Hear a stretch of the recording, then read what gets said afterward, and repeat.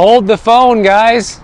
Everything's recovering. It's going back to normal. The holiday shopping season was good. Shows big signs of strength in the U.S. economy.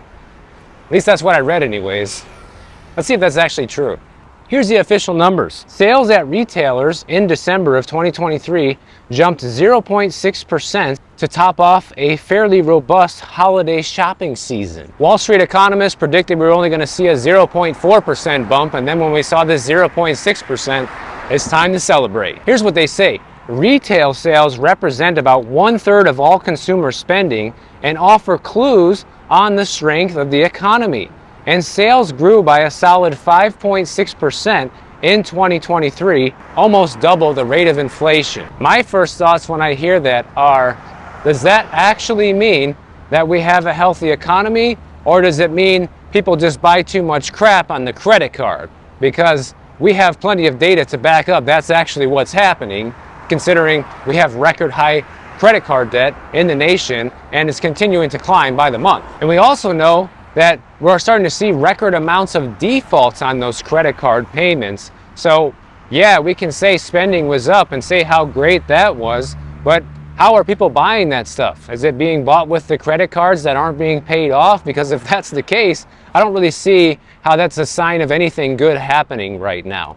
But as you can see, that the media really wants to paint the picture that this is a good thing, that we saw sales go up. And never mind how people paid for it, because they're not going to pay for it. And the thing that kind of worries me the most about these stories, though, is because they come out and say this, and they say, well, due to this robust retail season that we saw at the end of the year, this shows us little, if no signs of a recession coming. Some people have asked me, Michael, like, why do you think they're doing this? Why are they, trying to get people to believe that none of this is going to happen? And the only thing I can come up with, guys, is just that, if you scare people, and you tell them we're going to be in a recession soon and you should be tightening up your wallet, then that's bad for the economy in itself. They don't want people to stop spending because, that's going to essentially cause the recession to happen, right? If people stop spending, then it will force the recession sooner than later. So by telling people that everything is well, people will continue spending as if they have nothing to worry about until they do. To me, that's the only thing that makes any sense at all of why they would do this. But even with these supposedly robust retail numbers, they're saying that all this consumer spending is not likely to have a huge uptick in GDP. So, don't expect that. At least they're giving some truth here. And they're saying that in the last quarter of 2023, that we're going to see GDP growth slow down to just 1 to 2%, whereas it was 5% in the third quarter, which is also yet another troubling sign that things are not going as well as they're saying it is, guys, because it used to be, at least it used to be, not anymore anyhow, but since they changed the definition of a recession, is when you have 2 down quarters in a row of negative GDP growth, then we're officially in a recession. But that actually happened back in 2022.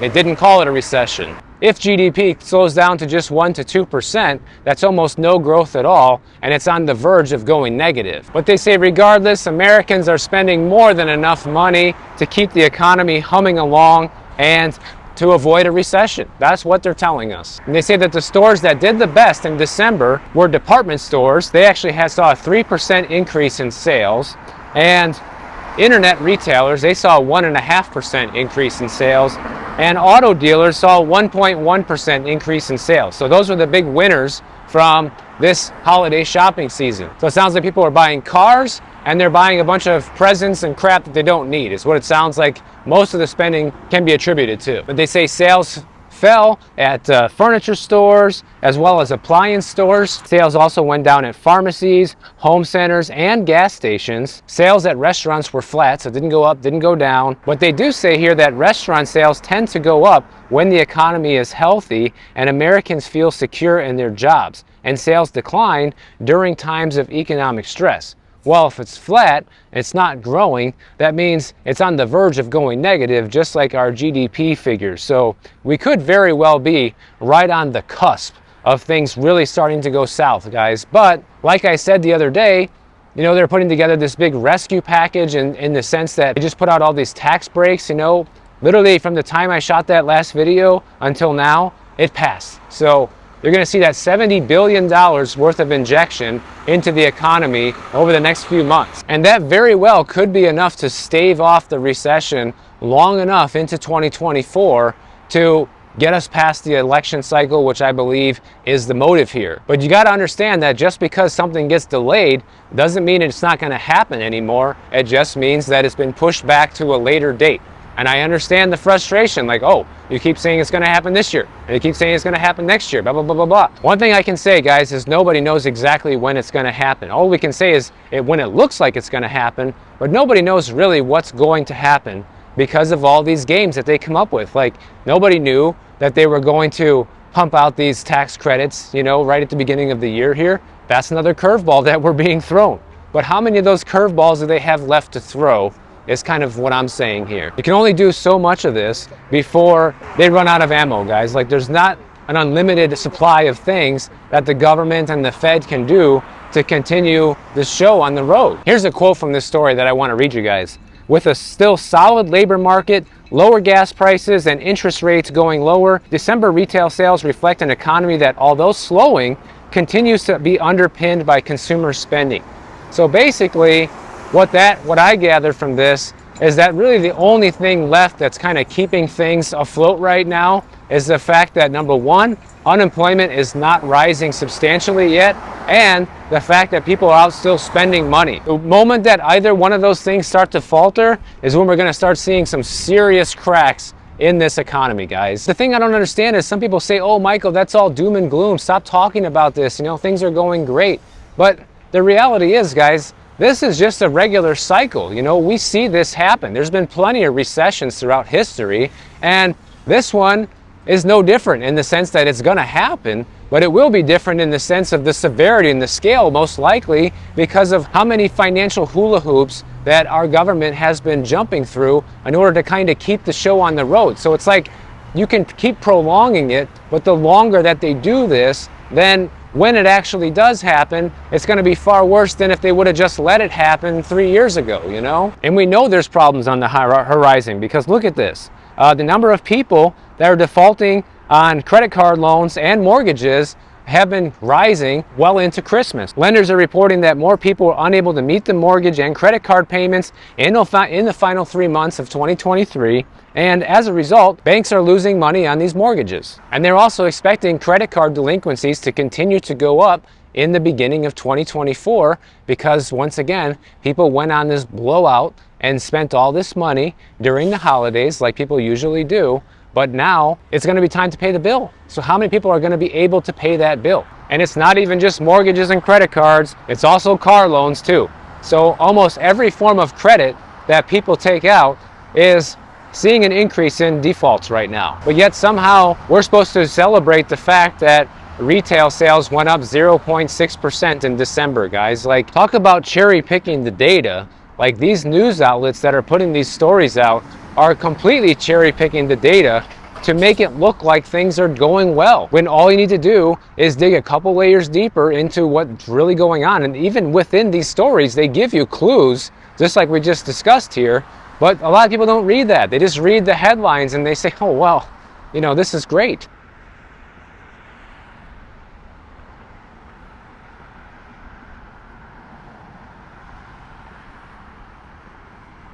Now, one thing we cover all the time here on the channel is different problems with insurance. And one thing that is happening now, which, surprise, surprise, there's always something going on with insurance, is that different businesses in California now are having a hard time getting insurance, or they're being dropped by their insurance carriers because of all of the crime and theft in the areas where they operate. Even Gavin Newsom, the governor of California, he was in Oakland this week to discuss this problem because it's starting to hurt people's businesses over there. Now, I don't know this for a fact, but I'd be willing to bet that California is one of these states that requires businesses to carry some sort of liability insurance or some sort of insurance just to stay in compliance and operate. And if they get dropped and they can no longer have insurance just because of the conditions of where their store is located, how are they going to continue operating, guys? Are they going to have to operate and break the law every day and not have insurance? Is that how they're going to stay in business? How is this going to get fixed? And right away you can say, well, I don't live in California. This isn't my problem, Michael. Well, It could be your problem if you own a store, or you know people that own a store, or you work for a small business anywhere in the country, guys, because one thing that we're seeing is insurance companies are starting to push the limits of what they can get away with, and now they're starting to drop business owners because of problems with the area, okay? And if you start seeing this happen there, they're going to start doing it in other places too. You think California and Oakland is the only place where there's lots of crime? Of course not. So if these insurance companies see that, hey, we can get away with dropping all these people in California, maybe we can start doing it in Baltimore. Maybe we can start doing it in Atlanta. Maybe we can start doing it in New York. You know what I'm saying? It starts bleeding into other areas, and then next thing you know, there's hundreds of thousands of businesses that lose their insurance coverage because of crime and theft. And this is getting pretty bad over there, because look at this. According to the California Public Policy Institute, in 2022, the state saw a 28.7% increase in commercial shoplifting compared to 2020 and 2021. And we've already seen that there's dozens and dozens of companies that are closing down locations in California and in Portland and in different areas where crime has been shooting through the roof. This does affect a lot of people, guys, because not only do you lose a store in a neighborhood, like a lot of these Targets were closed down, you see Walmarts that were closed down, different places that the community relies on and are no longer available. I even just saw, I think in San Francisco, they recently closed down a Safeway that they're going to redevelop into supposedly affordable housing, right? And people are furious about it because it's the only grocery store that's within walking distance. The other Safeway's over a mile away. So you already have businesses that are voluntarily closing locations due to this retail theft epidemic. And now you're going to have insurance companies dropping coverage at local businesses, which is probably going to cause even more store closures and more job losses and more communities that are suffering without amenities. Now, they talked to one business owner that was actually denied insurance coverage after she filed 4 claims on insurance due to retail theft. So that's the problem, guys. Like, insurance doesn't want you to make a claim. If you start making claims on your policy, that's almost a surefire way to see your rate shoot through the roof or get dropped, which also just goes to show you how much insurance is a scam, right? Because all these companies that had this insurance and never used it, now that they finally need it because of the retail theft, they're being dropped, right? It's just like homeowners that pay for homeowners insurance for 20 years, and then you need to make a couple of claims and then bang, you get dropped. Now, one thing we haven't talked about in a while is student loans. There hasn't been a whole lot of updates on this ever since the payments had to resume. Well, now there is something to talk about here. About 25% of people that have a student loan payment have not made one since the payments resumed in October. That's a pretty significant chunk. 9% of those people who are not paying said that they're holding off on paying their bills intentionally in an effort to pressure the government into canceling their debt. So these people are basically boycotting and protesting to pay back their student loan debt. A lot of them are thinking that this protest will lead to some sort of student loan forgiveness, or it will convince the government to cancel student loan debt. If it does none of that, at least it will help get candidates elected in the future who care about canceling student loan debt. But all they're really doing is they're all just destroying their own future credit scores, because even though there's not any consequences right now, there will be starting in October this year for not paying. And even if there's no credit score consequences right now, there are other consequences that we've already discussed on the channel before, guys. If you don't pay your student loan debt on time and you don't get into a payment program, you then forfeit your ability to have any future student loan forgiveness. That's how this works. So these people that are intentionally not paying as a protest, all they're doing is guaranteeing that they will never get their student loan debt forgiven, which is kind of the opposite of what they're trying to do. And they might not see it right now, but this is going to have a major impact on their future when they want to go buy a new car, or when they want to actually become a homeowner, and then, oops, sorry, you're denied because you have loans and collections. You're not paying. Your credit score is crap.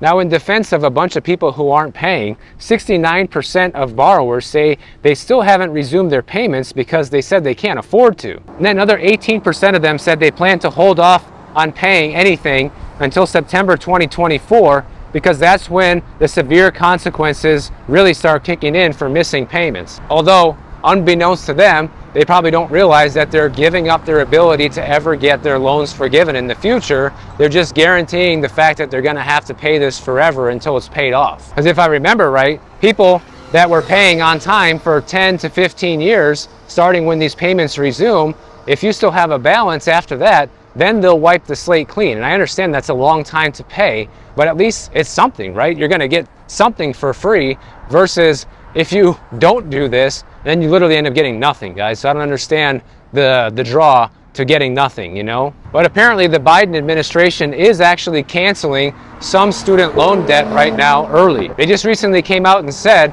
that if a borrower is enrolled in the SAVE program and they took out a loan of $12,000 or less, and you've been paying for 10 years, okay, that's the key, right? You have to have been paying your loan on time, then you'll be eligible for forgiveness, like right now. So all these people who think they're out there making a statement and being cool and not paying their student loans to try to make a point, they're just kind of setting their own futures up for disaster, which is kind of sad for them. Maybe, I don't even know how many of them actually know they're setting themselves up for that, but they are, and that's what they're doing. But I actually made a full video about this several months ago, guys, going over all the consequences of what's going to happen if you don't pay your student loans. I'll put a picture of the thumbnail up here on the screen. It shows the title and everything. So if you know somebody that is intentionally not paying their student loans, you should share this video with them to get them to realize that if they don't pay, then they're going to be the ones who are going to be screwed in the future, not the federal government. So if you guys enjoyed this video, make sure you subscribe to the channel. And if you don't want to wait for my next video to come out, check out this one on the screen right over here, and I'll see you in the next one.